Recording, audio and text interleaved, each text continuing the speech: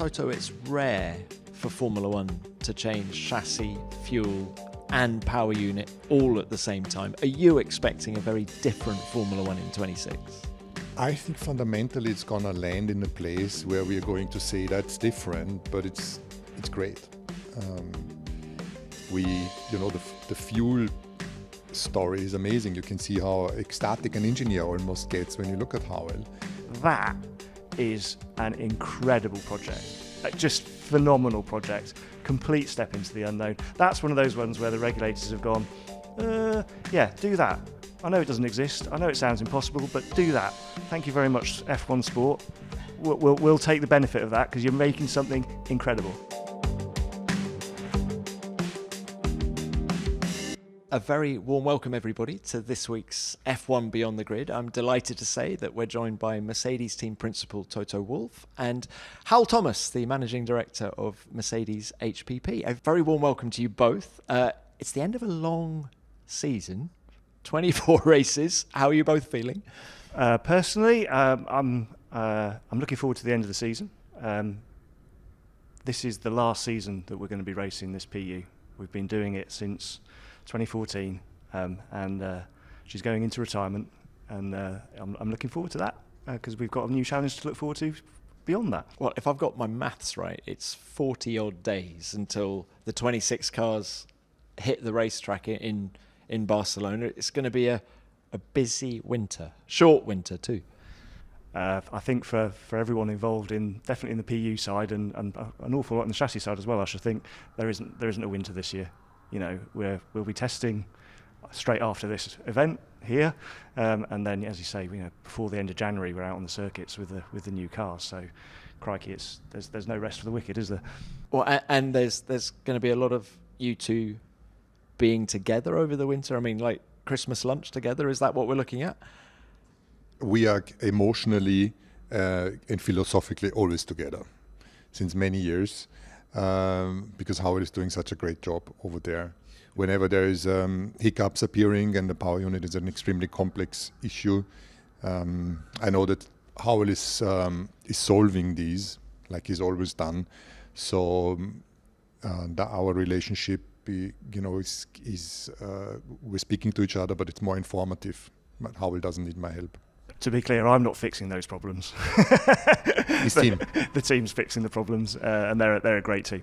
Look, I want to drill down into the new regs that are coming in 2026. But before we do that, can we just doff our caps to the season just gone? I mean, Toto, starting with you, how do you look back on 2025? I think when we will be looking back in 10 or 20 years and look at the pure stats, you can say that the last 15 years were really good because we won 8 consecutive championships, and then the following 4 was it was P3, P2, P4, hopefully P2, and that looks solid and respectable. But obviously it hides the fact that in each of those years there was another team that was pretty dominant. So there was. We were never the one who were fighting for the championship, and that is a little bit unfortunate. And we suffer from that from a competitive mindset. But it is what it is, and I would say I would rank this season like some of the previous ones in respectable. That we've won some races, many podiums, pole positions, and fundamentally fighting for P2 in the Formula One World Championship, which is the pinnacle of motor racing. So that's how I would summarize it. We aren't depressed, we aren't exuberant either. It's something in the middle, but this is the most formidable motor racing competition against the most formidable teams. And I think over the last, like I said, we've done a solid job. Niki Lauda always used to say you learn more when you lose. Okay, P2's been, as you say, a respectable season. What have been the biggest things you've learnt in 25? The power unit's also been respectable. We've won more races because of the customer relationship that we have with McLaren. It does mean that as a constructor, we've won a world championship. Can I interrupt you there, Hywel, and just say, how much pleasure do you take from a McLaren Mercedes world championship? I think what isn't always visible to people is just how much the Mercedes PU is part of the overall Mercedes F1 entity. You know, we are wholly owned by Mercedes. We exist to do one thing, and that's to win world championships with Mercedes. That's what we talk about forever at the factory. You know, of course we say it's better to have won that championship than not, but we are absolutely part of the Mercedes team. That's why I'm sat here in Mercedes kit. That's why I sit in the Mercedes garage, and it's why the relationships with the engineering group in Brackley are so strong. Can you just clarify, are the power units that you give to all of the customer teams identical to the ones being used by the works team? Yep, they are. They're completely identical. So we design one power unit. We design that with our colleagues in Brackley to make sure that it fits the Brackley car perfectly, and then the customers are invited to take the same power unit. So I guess this begs the question, what does a works team look like these days, Toto? You know, I think you need to do one step back. The raison d'être for HPP is to win world championships with the works team. You know, this is Mercedes. But in order to make the economies work and also to use it as a test bench and a comparison to the works team, it's good that we have the customer supply situation. And there will always be a part of Hywel and I think HPP that is allowed to cheer for their power unit to have won a championship. And it's the mindset that, you know, we always had is this power unit has won a Constructors World Championship. That means our car wasn't good enough to beat McLaren. And that's the sheer simple fact. So for us being able to benchmark ourselves, you can at least take the power unit out of the equation. You know, that's the thing that is good enough to win a championship. So on the chassis side, we haven't done that. And in that respect, there's many reasons why we do have these relationships with Williams and with McLaren, Aston Martin this year and Alpine next year to kind of benefit from the faster development, fault fixes, like I mentioned, the investment from the Mercedes group. But we are here. Mercedes gives us this opportunity to decorate the most important shopping window to make the works team win. Nobody else is interested in some kind of, you know, customer success outside of our little microcosmos. It is the Mercedes team, and then there is the McLaren team, and then there is the Williams team, and that's something that we always bear in mind.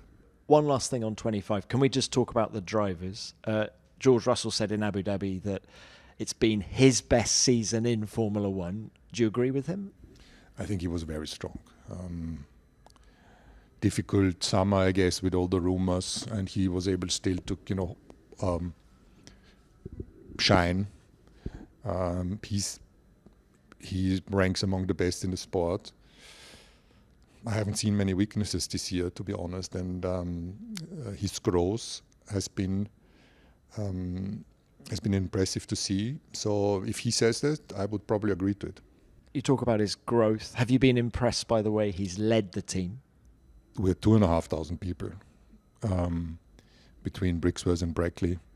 2,500 superstars, not one. And there's not one leading, or there's not five leading, and it's not Howard or me leading or any driver. It's just a collective effort. And the driver is the kind of last line of attack, the most visible one. And he has definitely contributed to the success of this team, contributed to how we have all been able to win races and have pole positions and hopefully P2 in the World Championships. Is he good technically, Hal? Yeah, he is. He is good technically, and I think one of just perhaps following up a little bit on that.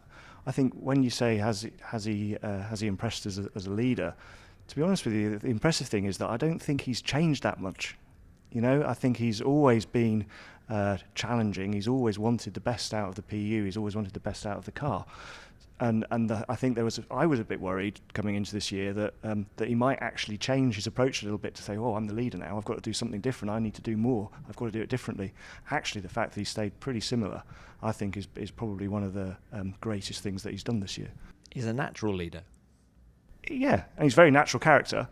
That's who he is, and he's a fun guy to be around. Right, that's George. What about Kimi? It seemed like a season of two halves for him. In what areas do you feel he's grown the most?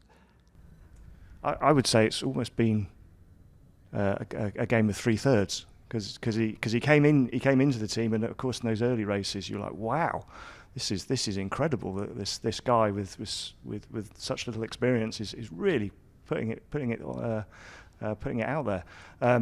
Then he had his blip. The results weren't there, and now he's come back super strong.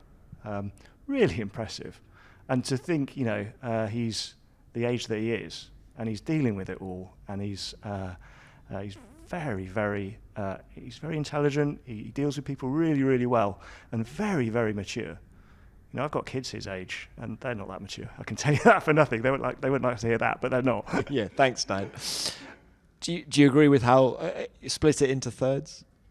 The thing is that when we speak with Kimi, we are brutally honest when it's good and when it's bad, and then you remind yourself that you're not sitting opposite an adult, but you're sitting. Kimi is more a kid than an adult, and you have to remind yourself that he's just 19. Yes, he's a pro in the car, and he's been karting all his life and racing all his life. But from the maturity, we're expecting an acceleration of growth that is almost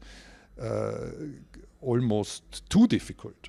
He's been thrown into this, and I think when you look at some of the worst races, it's just overwhelming. I think the experience that he's making with all of the interest and media pressure, they're writing you up and down. You have an extremely quick and experienced teammate, and he's still coping. And I think that shows that he has great potential for the future, because, like Hywel says, when I was 19, I was a bit of an idiot. I wouldn't have been able to cope with the pressures that he is. And that's why when I talk to him, I'm a little bit harsh with him. I need to almost take myself back and say, hold on a minute, he's a kid. And that's quite an interesting learning for us also. Was your relationship with him this year paternal? No, paternal is the wrong word. He has a dad, and a great dad, a super support from all of the family. They're typically Italian family that they stick together like glue. The mother is fantastic. And so he doesn't need any parent, because the parent is here. I think what I need to be is to look after him here when he's within the racing team, protect him from some of the missteps that he potentially could do or did, guide, put my arm around his shoulder when things are difficult, but also be open and honest when things are not running well, without ever giving him the feeling that this is a hire and fire institution that we are. Some of the other teams have been like that in the past, and we've always said, this is a development year. So my role is, I'm running Mercedes. I'm responsible for this brand in Formula One and for the many people that work for it. So I need to extract the best out of him in order for him to be successful in the car, whilst always having an eye on him and considering that he's very young. He's a teenager. How important was it to get him in the car, get this debut season out the way before the reg changes in 26? I think what we know and what we've seen in the simulators is that next year is going to be different driving than this year. There's a lot to take in. There's a lot of new stuff to do.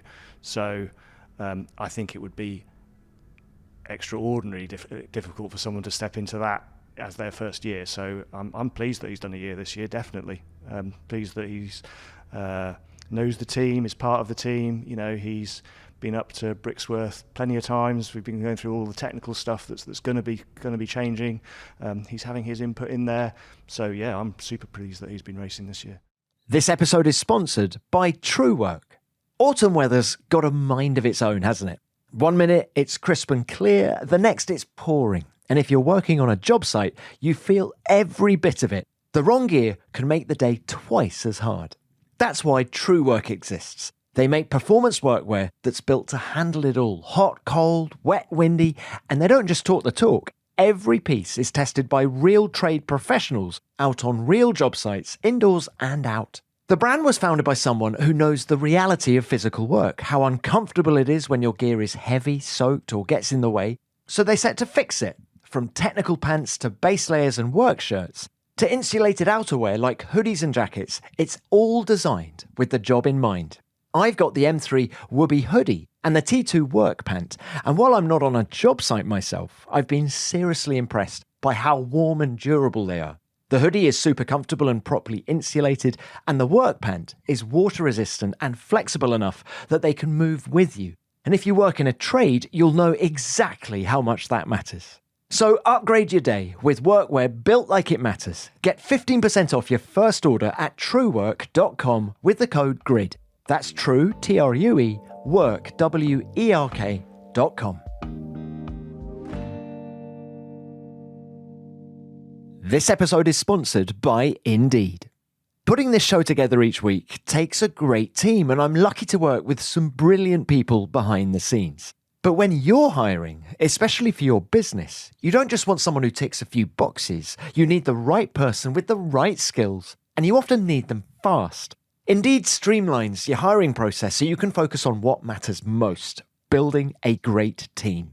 Indeed sponsored jobs help you stand out by putting your listings in front of candidates with the skills and experience you're actually looking for, which means you're not wading through a pile of maybes, you're finding people who are ready to make an impact from day one. And it works. According to their data, jobs sponsored directly on Indeed are 90% more likely to result in a hire than those that aren't. There's no long-term contract or monthly subscription, just a smart, efficient way to connect with the right talent. Spend more time interviewing candidates who check all your boxes. Less stress, less time, more results now with Indeed sponsored jobs. And listeners of this show will get a $75 sponsored job credit to help get your job the premium status it deserves at Indeed.com/grid. Just go to Indeed.com/grid right now and support our show by saying you heard about Indeed on this podcast.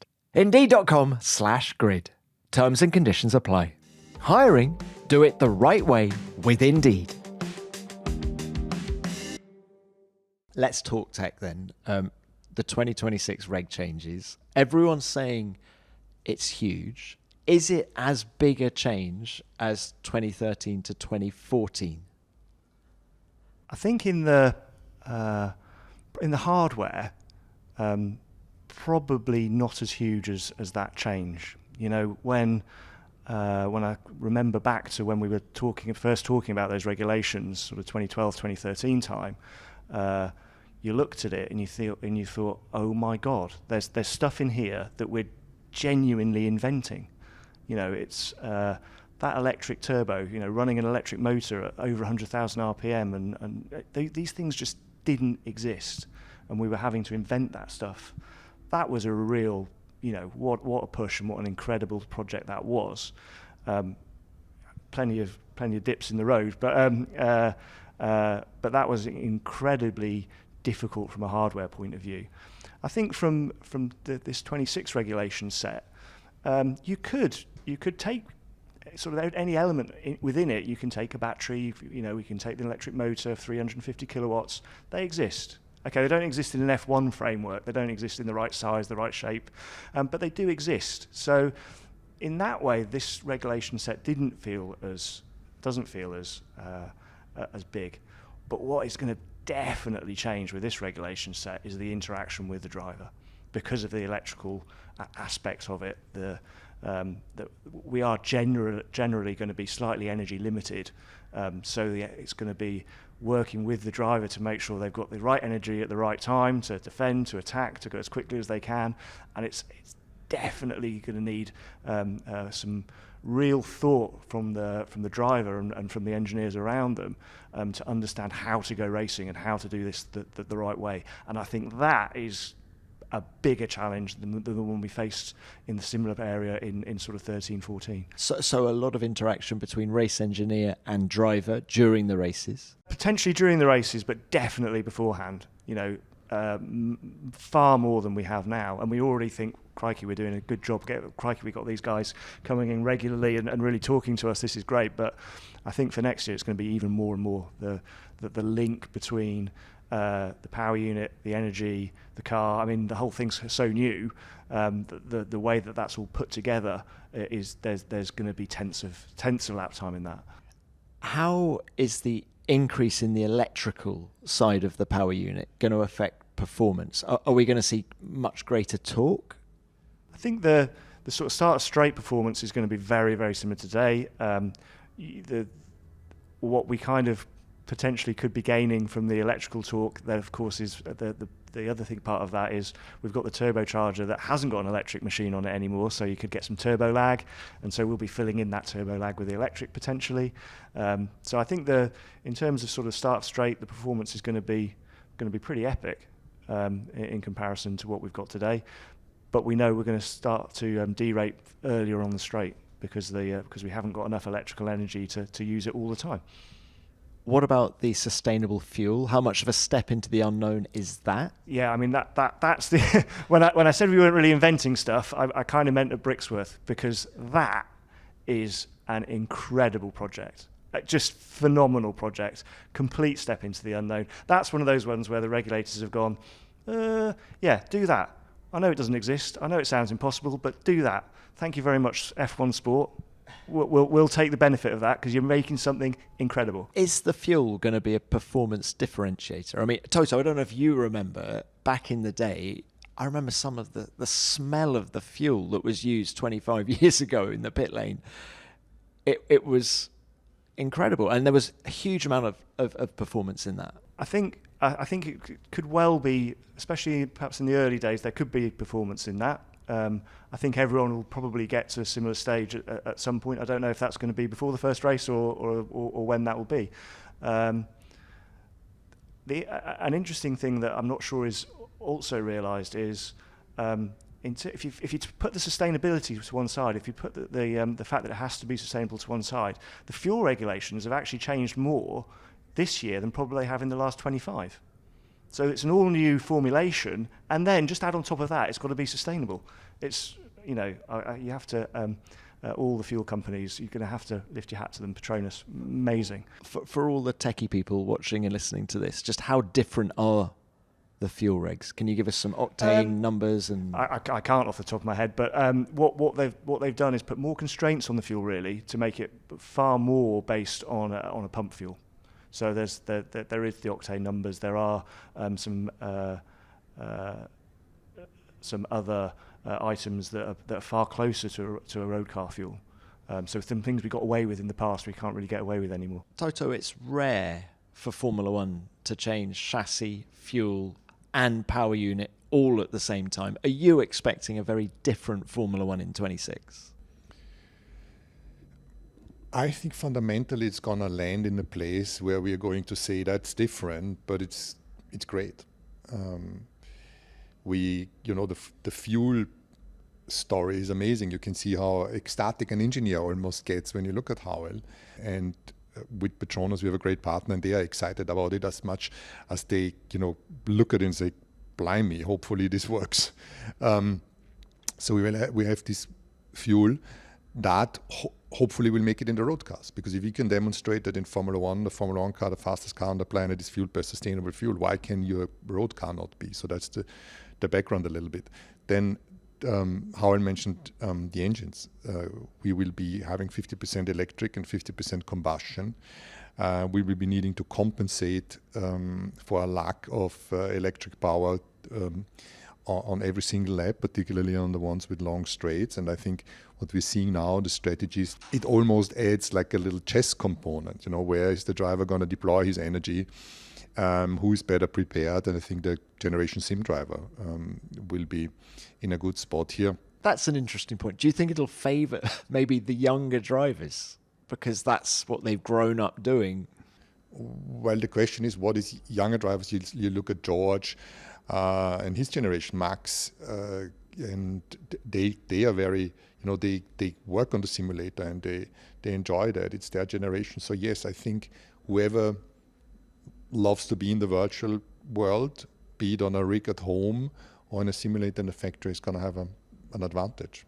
The weight limit is coming down by 30 kilos. How difficult is it to make the weight? A big challenge. That's definitely going to be a challenge, especially early on. Every time there's a weight regulation, it's the first few races, you're never quite sure where you are. The PU has a minimum mass, and that is a challenging mass, particularly on the electrical side. It's really the sort of battery and the power electronics that a big part of the competition there is to get as close to that minimum mass as you can. From a PU point of view, what will differentiate the different manufacturers? Is it a question of just how aggressive you've been? And because it's not new technology, is it just who has been the most aggressive? Well, I think the project was very much of our own building. We created as you say, the elements all existed. So you're talking about putting incredible sort of stretch targets on yourself, and taking some leaps and doing that. But it was kind of all created by ourselves. It wasn't unlike the fuel where the sport's gone, you've got to do this.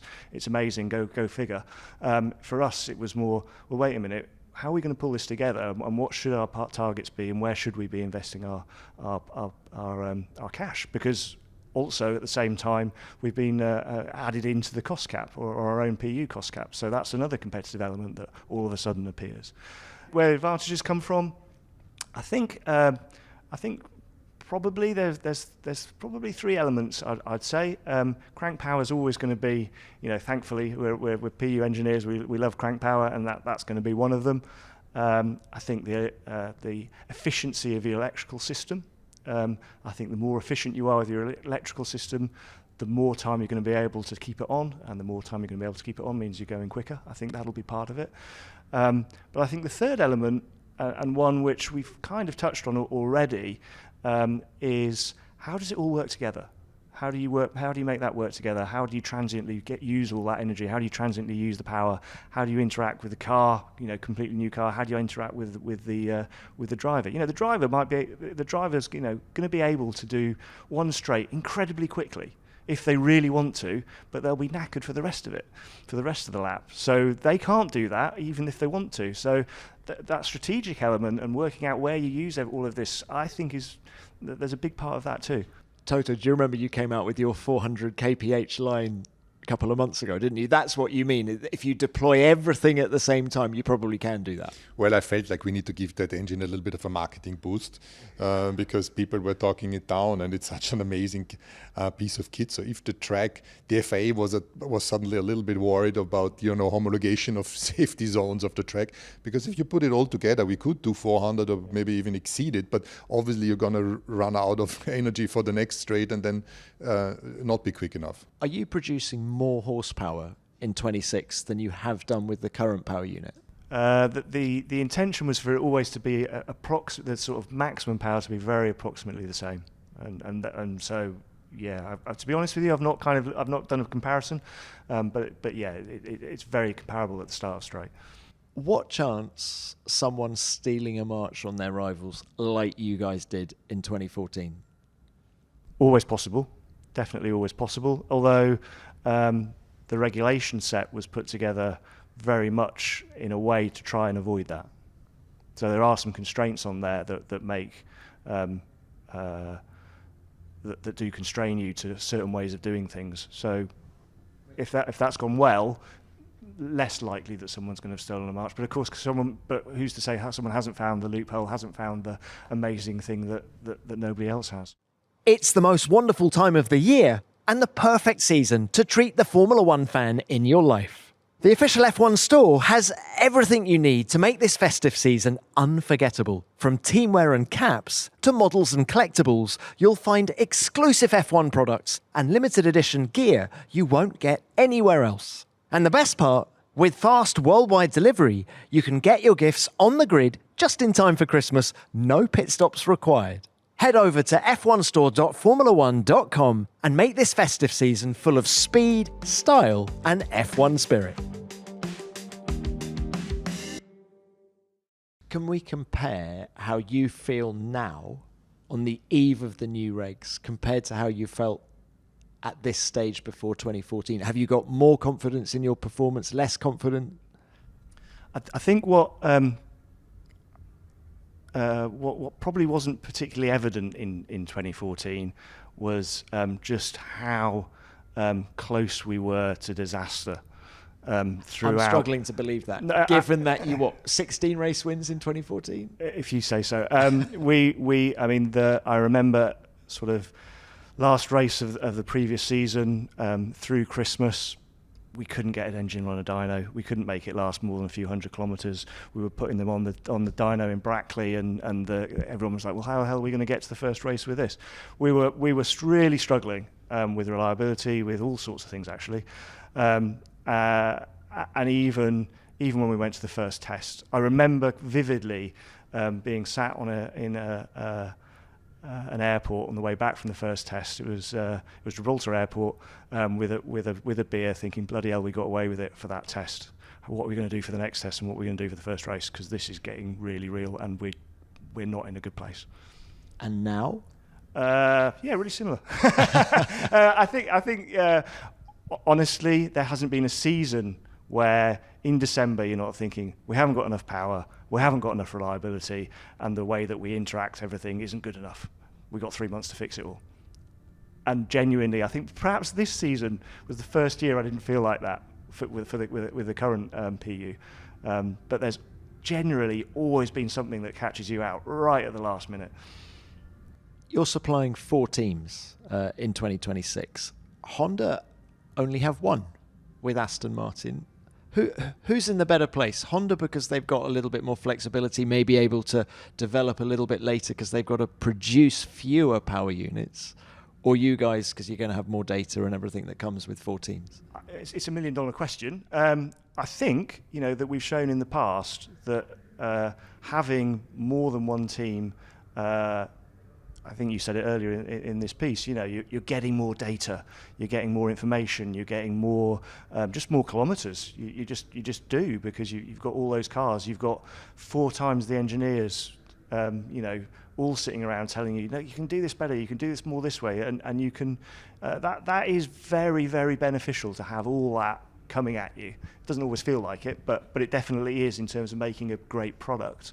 But the flip of that is we've got to make a lot of hardware. We've got to, and we have got to make a few decisions earlier. Not sure making those decisions earlier really hurts you sometimes, because you can run things a bit too close to the wind, I think. But that is the flip. And I'm not even sure whether the right place is 1 team, 2 teams, 3 teams, 4 teams. I'm not sure. There's definitely a sweet spot in there somewhere. And I think it's probably nearer 4 than 1. So I think where our current mindset is, also discussing with Ola, is that we will reduce the amount of teams we're going to supply in the next cycle. Like Hywel said, we don't know whether somewhere the truth is between 2 and 3. I guess depends on new regulations going forward. Are they rather simple or not? Or what is it we believe we can learn by supplying more, whilst at the same time needing to lock in some designs earlier? I mean, when you consider how many engines do you need to ship to Melbourne for all of us? 16. 16 engines. If you're Honda on your own, 4 or 5. So that means longer lead times, longer production cycles. So all of that going forward, it's not going to be 4 anymore. The paddock rumour mill has you guys down as pre-season favourites for 26. I mean, it's a nice tag to have. Just how confident are you? Never confident. We are half glass, half empty people, never half full. It starts with the enemy in the house. McLaren has been the better team this year with a Mercedes power unit. So if the power unit were to be superior, which we never feel entitled to say so, then you got to beat Williams, you got to beat McLaren, and you got to beat Alpine. As a matter of fact, some of them will have had more development time in the wind tunnel because they've not been placed very well in the Constructor Championship. Some will have come with innovation that maybe we haven't spotted. etc., etc. So you can't take anything for granted, even if our power unit, the Mercedes power unit, was the strongest. And on top of that, these rumor mills are always dangerous, because someone somewhere in another team or another power unit manufacturer, fuel supplier, will think, well, we like to position you guys in a favorite role, but we are coming, and that's why we are not being carried away by anything, any gossip that's been discussed at the hairdresser. Is 3 test sessions enough, A, for your preparations, and B, to give us an idea of the pecking order as we go to Melbourne? I think it's enough for our preparation, and there's been a lot of investment over the years, in dynos, in the way that we run in the factory, even virtual running, and to get yourself prepared. Yeah, getting that first test will be important to just shake it all down, because there's so much interaction, so much new car, tyres, everything. So I think that's probably long enough to keep us going. I mean, pecking order, as I said to you previously, we never think we've got enough power, we never think we've got reliability, and we never think we're the best at putting that down on the track. If you always think you're a bit behind and you're always pushing to get that extra bit, I don't think that's any bad thing. And honestly, quite frankly, I don't know how much power we're going to get to the first race, so God knows how the rest of the paddock knows what we're getting there. No, if the car is good enough, Toto, is George ready to win a world title? Absolutely. Nothing more to add to that. And how long until Kimi's at his peak? Or do you think he can challenge in 2026 as well? 19 peak. When do we expect him to peak? 3-5 years from now. And that's the time we need to give him. How much doesn't he know about this wonderful sport? I think he knows a lot about this sport, because that's what he lives and breathes every day. But there is the human component that you need to mature as a young man, cope with the dynamics and pressure of this environment. But I'm in no doubt that this is going in the right direction. Okay, well, guys, it's been a wonderful chat. Thank you both very much. Can I just end this with a memory from each of you from the last 75 years of Formula One? That is what the sport has been celebrating in 2025. Just a moment from each of you. I think I've got an idea what Toto might say. What would that be? Well, 2014 Austria is what I thought you might say. Yeah, but it doesn't have to be a Mercedes thing, by the way. Well, that was, you won't know that. Maybe you do. That was a moment where I came from Williams and was still shareholder, and we did 1, 2, 3, 4. And I took my car back home to Vienna, which was the route I did when I was an instructor in Spielberg, and literally with no money to pay for the fuel. And then 2014, God knows how many years later, I find myself in this position. I need to pinch myself about this still every day. But there's many great moments and memories that we had over the last 15 years together, and that we are so blessed to be in this sport, playing around with racing cars, entertaining, innovating. Fantastic. If it's a purely personal memory, I remember arriving at the track on a Friday morning. So it was somewhere in the Middle East. I can't remember exactly where.